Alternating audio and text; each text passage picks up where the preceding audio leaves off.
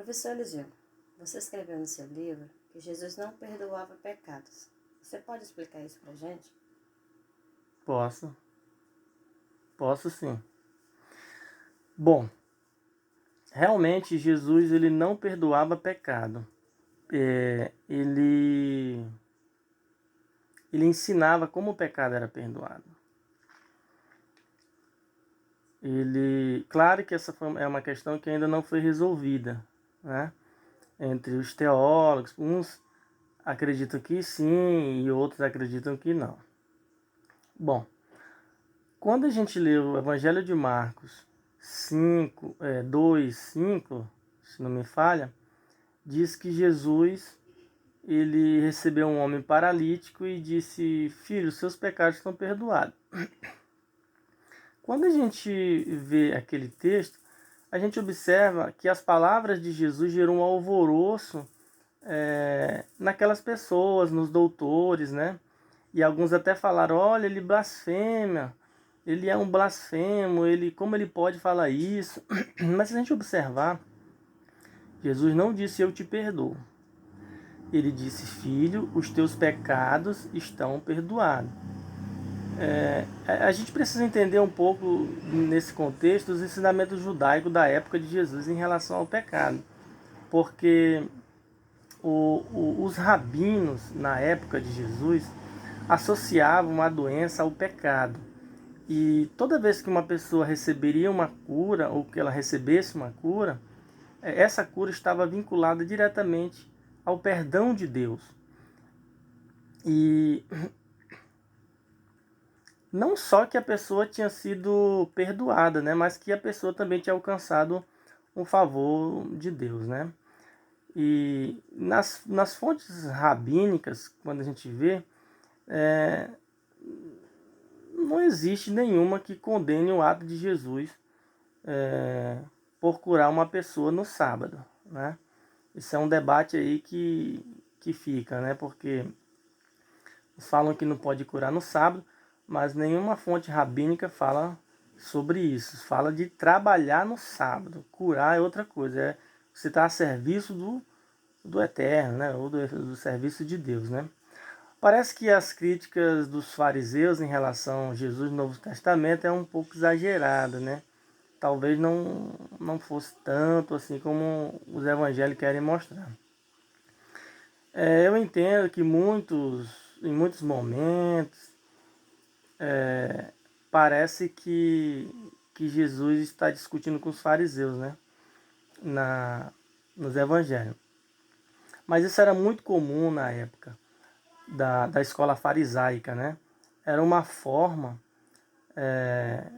de se chegar à verdade através dos debates públicos, né? Então eles discutiam muitas questões religiosas e sociais também. Porém, em outras ocasiões, as críticas dos mestres da Torá não parecem muito verídicas, né? Talvez o escriba ou os escribas, né, que escreveram os evangelhos tenham exagerado para mostrar oposição forte contra Jesus, né? Mas voltando aqui à questão do evangelho de Marcos, a gente precisa pensar o seguinte, que Jesus não diz, como eu falei, eu te perdoo, mas diz que teus pecados estão perdoados, né? Isso faz toda a diferença. Jesus não diz que ele está perdoando o homem, que ele é perdoador ou que ele é um Deus que perdoa. Então, nesse sentido, temos que nos perguntar, quem pode então perdoar pecado no judaísmo? O próprio Yahvé, ou seja, o próprio Deus dos judeus. Quando Jesus diz que teus pecados estão perdoados, qual é a confirmação de que o homem ficou perdoado, né? Como é que a gente sabe? Jesus falou, teu pecado está perdoado. Mas como a gente vai saber que o homem realmente foi curado? Do ponto de vista rabínico, a cura. A cura é um elemento fundamental para saber que a pessoa foi alcançada pelo perdão de Deus. Talvez o motivo do descontentamento dos fariseus em relação a Jesus fosse porque a prerrogativa de pronunciar perdão em nome de Deus fosse reservada apenas aos sacerdotes do templo de Jerusalém. Como Jesus não era sacerdote, logo os líderes judaicos, né, ficaram com medo de um possível concorrente, não sei, eu acho, viram Jesus como um concorrente, forte candidato e começaram a criticá-lo, né? Pelo menos é o que apresenta os textos, né? Por que Jesus como possível concorrente? Porque Jesus não cobrava para curar os milagres ou conceder o perdão em nome de Deus. Mas os sacerdotes sim. Os sacerdotes, quando iam interceder a Deus por uma cura de alguém ou para conceder o perdão de Deus, intervir para que Deus perdoasse a pessoa, o sacerdote pediu dinheiro, né? Pediu animais, né? E dinheiro no templo, né? Então parece que Jesus era um forte concorrente para a elite, né, do sacerdócio. Jesus era constantemente criticado, né? Porque ele estava sempre junto com as pessoas marginalizadas da sociedade judaica, os mendigos, leprosos, doentes, publicanos, né, também, que eram aquelas pessoas que cobravam impostos, né? Então isso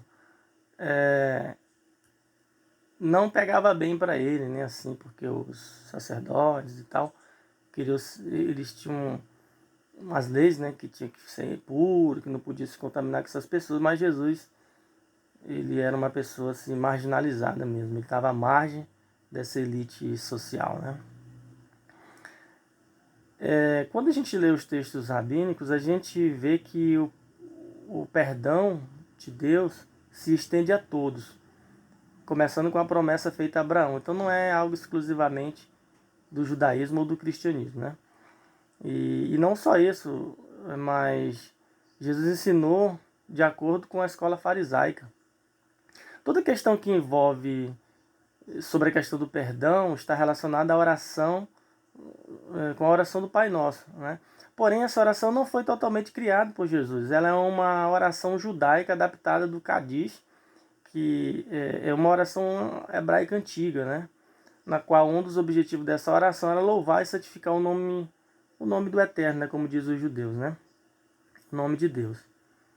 Então,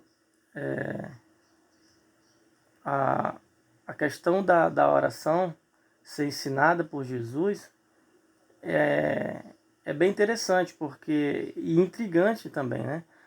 Porque a oração diz: perdoai as nossas ofensas assim como nós perdoamos a quem tem nos ofendido. Nessa perspectiva, Jesus deixa claro que o perdão dos pecados nada tem a ver com a sua morte, mas sim a relação entre o homem e Deus e o homem e o seu próximo. Esse entendimento é muito aceito pelos grandes pesquisadores internacionais, né?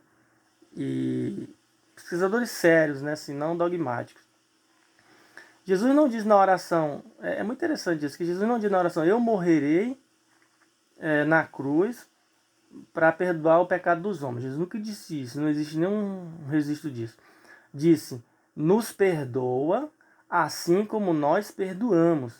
Nesse sentido, essa oração é um pouco difícil para a gente.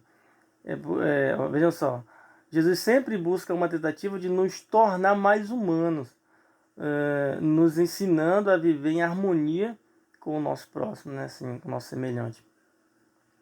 Ajudar aquelas pessoas que precisam, né? Temos sempre que lembrar que o fariseu Paulo diz que Jesus morreu para nos perdoar, né?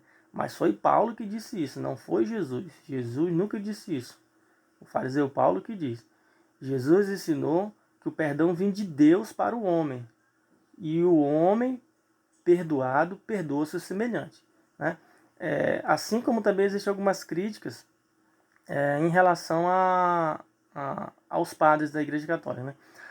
Os padres, algumas pessoas falam, né, assim, pra mim na academia, né, no curso de teologia.